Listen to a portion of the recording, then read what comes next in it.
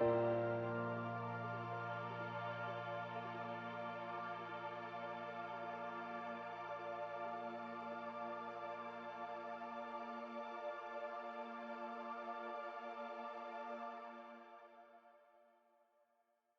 up, Thrive Youth? We believe that each and every one of you guys has a story to tell, a faith to live out, and an impact to make right where you're at. If you're new with us today, hey, welcome. We'd love to send you a gift, so if you'll just leave a comment or send us a DM on Instagram at MRCThrive, we can get that to you. Wait, so you're telling me that just because they decided to watch this live stream video and they're new, they get sent a free gift? Yeah. That's crazy. Guys, in a few moments, we're all gonna join together in worshiping through song, and then after that, Johnny is gonna come and kick off our new series called Love, Hate. With that being said, come on, let's sing.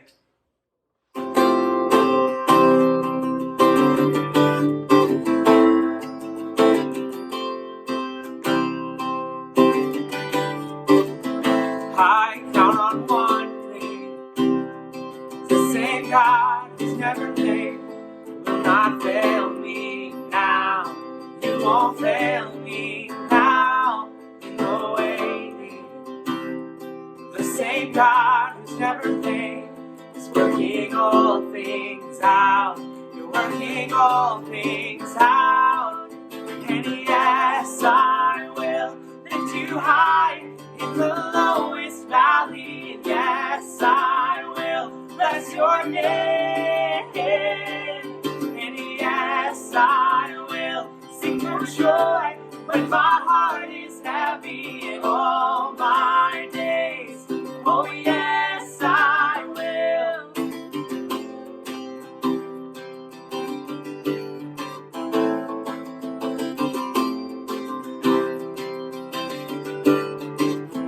I count on one thing, the same God who never fails will not fail me now.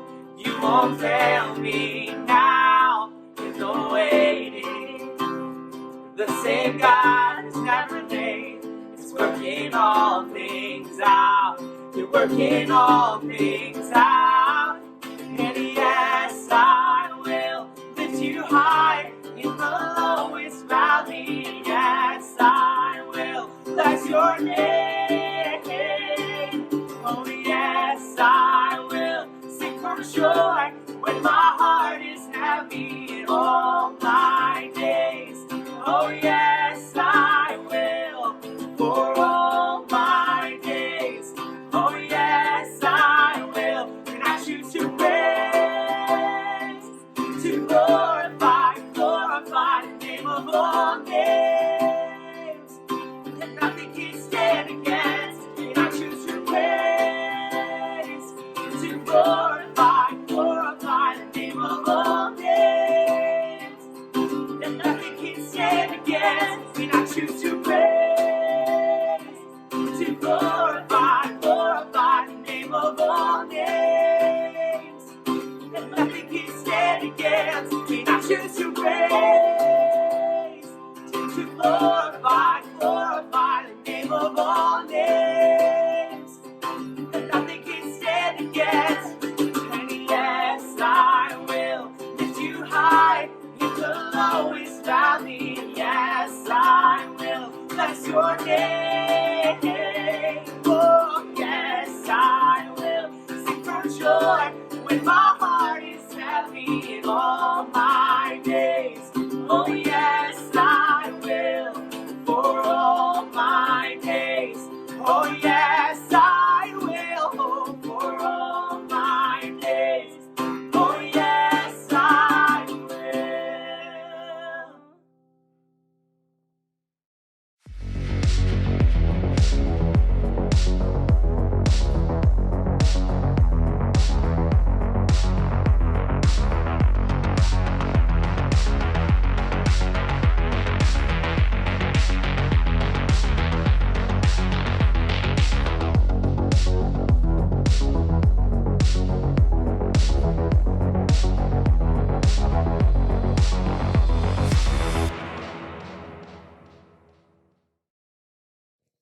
Love and hate.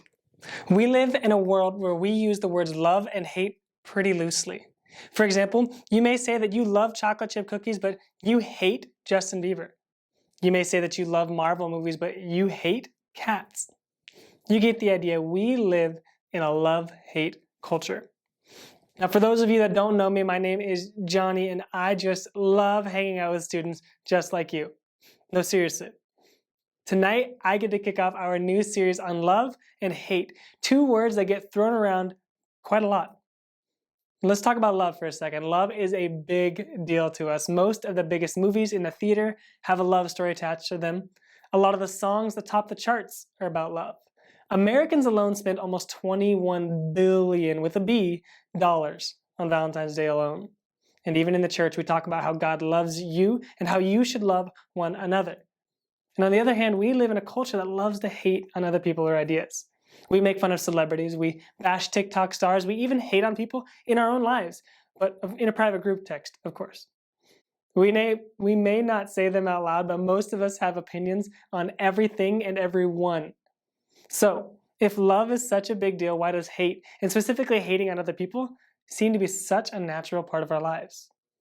There is a lot we could say about all the different ways that people hate on other people, but because we have such a limited time together today, we are going to focus on just one: gossip. Now, before you roll your eyes and think, those people are the worst, are we really going to be spending this much time on something that everybody hates? But seriously, just hear me out for just a minute. Adults are just as bad about this, maybe worse than teenagers, but you do have to admit that school makes gossip so much easier. Think about it. You are in the same place all day long. It's super boring sometimes, and talking about other people makes things interesting. And because everybody is talking all the time, it's easy for people's worst memories to come up in conversation quite often. You may be thinking, now I don't talk about other people, but I know people who talk about people all the time. The truth is, we all gossip. And when it comes to gossip, we all need to take a look in a mirror and ask ourselves if we contribute to this form of hating. I mean, with all of the things that we have going on in our lives, with being as busy as we are during the normal school year, why is it so easy to spend our precious free time talking about other people? Why do all of us have such a strong attraction to trash talking or gossiping or sharing other people's secrets? I think there are a lot of reasons, but a few big ones start with our insecurities. Maybe if we can point out what's wrong in other people, it helps us cover up what we feel insecure about in ourselves.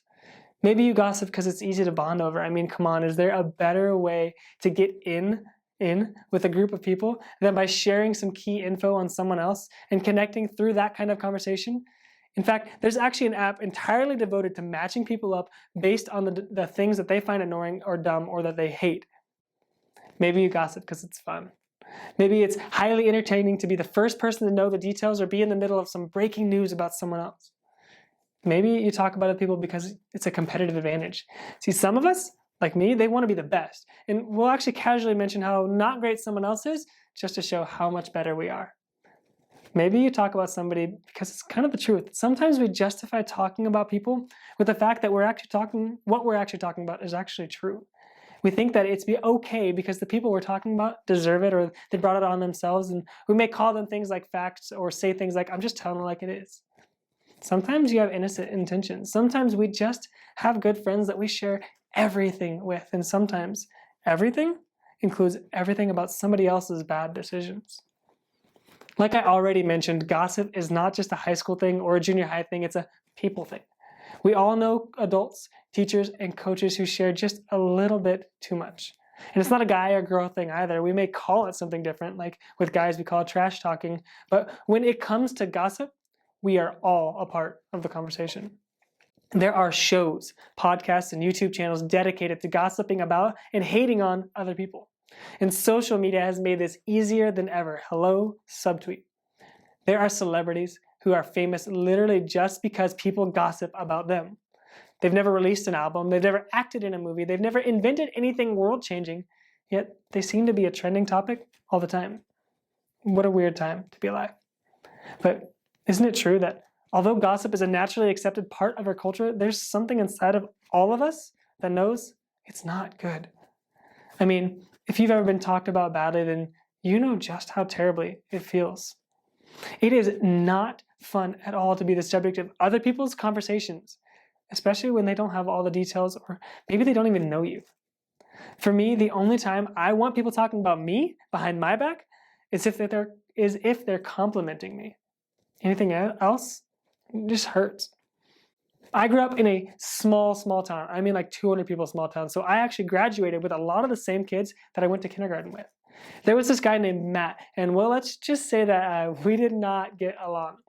For the better part of 13 years, this guy mocked me, lied about me, and spread gossip about me. No one should have to endure that, and yet that's what so many of you guys are going through right now with the people in your life that gossip about you.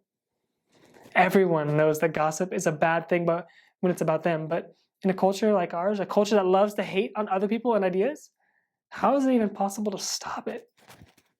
This gossip thing, it's actually as old as time, and we have an answer to that question from a guy named Paul, and he's one of the most famous Christians to ever live, and many of you know about Paul because we talk about him quite a bit, but in case you've never heard of him or you're like me and sometimes need a refresher, Paul was a guy whose life was dedicated to starting churches and telling people about Jesus.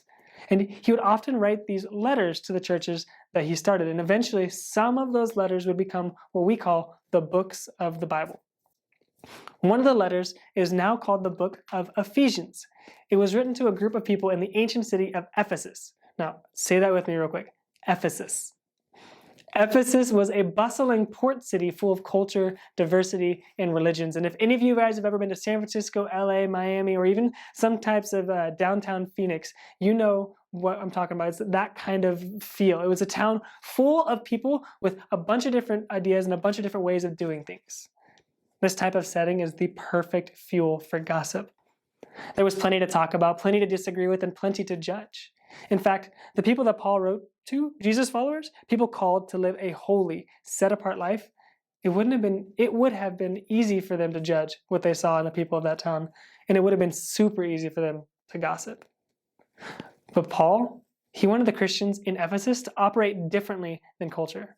So his letter is all about them as Jesus followers living unique, set-apart lives. Just before the verse that we're going to focus in on, Paul drops this huge challenge on the Christians there, telling them that the new life that they've been gifted through Jesus Christ means that the old way that they've been doing things, it's actually dead. And he starts giving all kinds of practical examples and ways to live as new Christian people with a new heart and a new mind. Here is what he had to say about the things that we say. Do not let any unwholesome talk come out of your mouths. In this one sentence, Paul makes it clear that unwholesome talk is not supposed to be part of our lives. And now I get it. Some of us read that and think it means that you shouldn't cuss. And while that is actually a really good idea, there's more to what Paul is saying than just don't use that specific set of words. This letter to Ephesus was written originally in Greek. And if we were to look at the original word for unwholesome in Greek, one of its meanings is rotten. And that, my friends, is a great way to describe what gossip is. Have any of you guys ever bitten into a rotten apple, or maybe your family went on vacation, but you forgot to take out the trash and you came back to smelling last week's dinner, looking like it's the worst science experiment ever? See, talking trash or gossiping actually rots your friendships, rots your relationships, and rots your reputation. This is not what we want to produce in our lives, is it? We do not want to be people who put out a rotten vibe. When we talk about other people or participate while someone else does, we're actually contributing to the rotting of some of the things that matter the most to us and to the people around us. In fact, not only does it rot the things around you, it might actually be an indication of something unwholesome inside of you. Jesus himself talked about this in Luke 6. A good man brings good things out of the good stored up in his heart, and an evil man brings up evil things out of the evil stored up in his heart. For the mouth speaks what the heart is full of. According to Jesus, what comes out of you says a lot about what's within you. When you gossip, it shows something about you. More than the words that you speak, It's about the motivation that causes you to say certain things or participate in certain conversations. It's an issue of the heart. And Paul doesn't just point out what's wrong. He actually goes on to give us a better alternative to gossip. Let's keep reading that verse we started about earlier in Ephesians. Do not let any unwholesome talk come out of your mouths, but only what is helpful for building others up, according to their needs, that it may benefit those who listen. In other words, the cure to stopping yourself from gossiping is choosing to put the needs of others ahead of your own. If you choose to build others up, care about their needs, and help them, you will choose words that benefit them instead of words that bash them. I get that this is a lot easier said than done. And in a world where hating on people is a literal pastime and can be an actual career path, it's hard to be the guy or girl who chooses wholesome over unwholesome. But it is also one of the best decisions you can ever make. Why? Because what you say about others says a lot about you. Think about it. You know people who trash talk their friends, spread rumors, or always have a mean joke to make about somebody. When you think about that person, you think about that part of them. It seems like hating on people is what they're all about. You're probably picturing somebody right now. And you probably know people who are actually the opposite, who refuse to hate on people, who just don't do the gossip thing at all. I recently heard a story about Steve Carell, and for you high schoolers, he's the guy from the show The Office, and for you junior hires, he's the voice of Gru in Despicable Me. He's a big-time actor, he's a really great guy, but all of the time on these big, hot-time Hollywood sets, the cast and crew would gather around and talking around a snack or something or drinks or something, and when inevitably the conversation would turn to how so-and-so was doing or how this or that was going in their lives. Steve would literally just get up and walk away. He would not be a part of it at all. He would rather eat alone in the corner than contribute to gossip. Chances are, when you think about people in your life that are like Steve, it's pretty positive. See, it's easy to respect people like that. So when it comes to your conversations, it isn't really a question of what to say or not to say. The real question is, what do you want to be all about? Do you want to be known as someone who loves others or as a hater? Someone who trashes people or builds them up? The good news is that you have a choice. You get to decide who you want to be and what you want to be known for. For those of you who follow Jesus, that is why God gives you the power to be different. He wants his people to be known for love and not for hate. Just because gossip is fun, normal, or kind of hilarious, honestly, doesn't mean it's worth it to participate. Instead, you and I can choose to be about something else entirely. We can seek the kind of reputation that Paul talked about, one where we are known as people who use words to help others, to build them up, and to make their needs a priority. We simply choose to love over hate. Think of it this way. Let love be what you're all about. Of all the things that we could be known for, let's start with the thing that Jesus said was the greatest: love. And this starts way before words come out of our mouths. It starts with us deciding to care about other people no matter what they do. Then it transfers to our words. We all have a way of deciding what we should say, and none of us would ever admit this, though some of us may not even realize we do it, but often we decide what to say by answering these questions. Will it make me look funny? Will it make me look cool? Will it make me look smart? Is it mostly true? Now, these filters often lead to unwholesome, rotten words, and before we know it, something rotten is spreading in our relationships. What we need is a new question, a new filter. And I really like the word that Paul gives us in that verse before, because it ties in perfectly if we want to be people who are all about love. This new question: is this helpful? Before you and I say anything, we should use this question. In fact, we can put it into practice immediately. We can start tonight, stuck at home with our families. What we need to ask is, will these words be helpful? Will they build my brother or sister up? Will they make my mom's life better? When we use the filter of being helpful, it doesn't matter if the story is true or if the joke is funny. If it isn't helpful, it's not worth our words. If we choose to be all about love and use this filter of being helpful, the words that we should and shouldn't use will become pretty dang clear. It's actually pretty amazing how practical this filter, that's actually thousands of years old, because side note, the Bible is thousands of years old and still speaks to us today. It's amazing how practical that is for us right now in our modern world. Now imagine for a moment if just you and your small group, or just you and your few friends, chose to let love be what we're all about. What would happen if the people at your school, or just the people at this church, refused to be rude, refused to hate, and refused to talk bad about others, and refused to use our time in gossip? Imagine if we chose to be people who use our words to help and build up others. What kind of impact would that have in literally every single classroom? It would impact every single hallway, right? I mean, in fact, it may just change the view that some people have of Christians. Imagine if Christians were known for being all about love instead of hate. How much more appealing would it be to follow God? How much more magnetic would the church be? How much more would people around us be willing to get to know Jesus if we acted like the thing he said was most important? Love. All of us get to decide whether we will be known for being about love or being about someone who loves to hate. Let's let love be what we're all about. Jesus, move in us. Lord, help us to see how we can be more helpful, how we can use our words to build others up. God, reveal in us the parts of us that are rotten, that are unwholesome. God, change that. Bring that to life. Help us see what you would have for us. Holy Spirit, move through our hearts and our words. Help us be people who build others up. Help us be Christians who are set apart and holy and who change the world, starting with our words. God, we love you. We praise you. In your name, amen.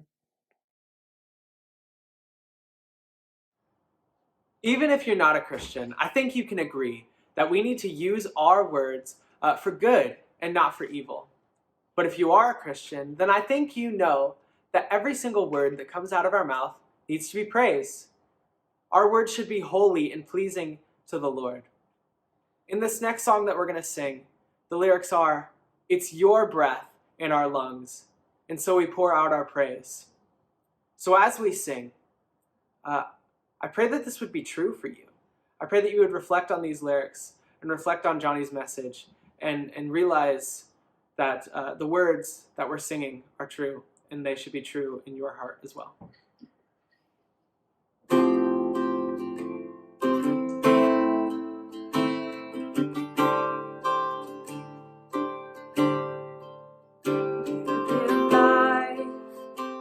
Our love, you bring light to the darkness. You give hope, you restore every heart that is broken. Great are you, Lord. It's your breath in our lungs, so we pour out our praise. We pour out our praise. It's your breath in our lungs, so we pour out our praise to you only. Great are you, Lord. You give life. You give life. You are love, you bring light to the darkness. You give hope, you restore every heart that is broken. Great are you, Lord. It's your breath in our lungs, so we pour out our praise. We pour out our praise. It's your breath in our lungs, so we pour out our praise to you only. Great are you, Lord.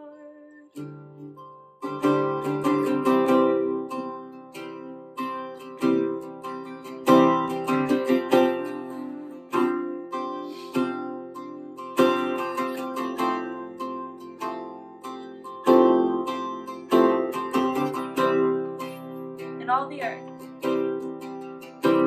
And all the earth will shout your praise. Our hearts will cry, these bones will sing. Great are you, Lord. We sing that out. And all the earth will shout your praise. Our hearts will cry, these bones will sing. Great are you, Lord. And all the earth will shout your praise. Our hearts will cry, these bones will sing. Great are you, Lord. It's your breath in our lungs, so we pour out our praise. We pour out our praise. It's your breath in our lungs, so we pour out our praise. You only, it's your breath in our lungs, so we pour out our praise.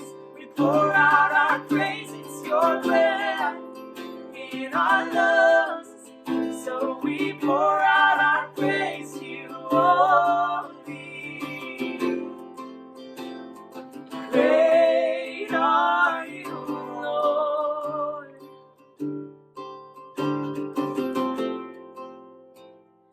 Great are you, Lord.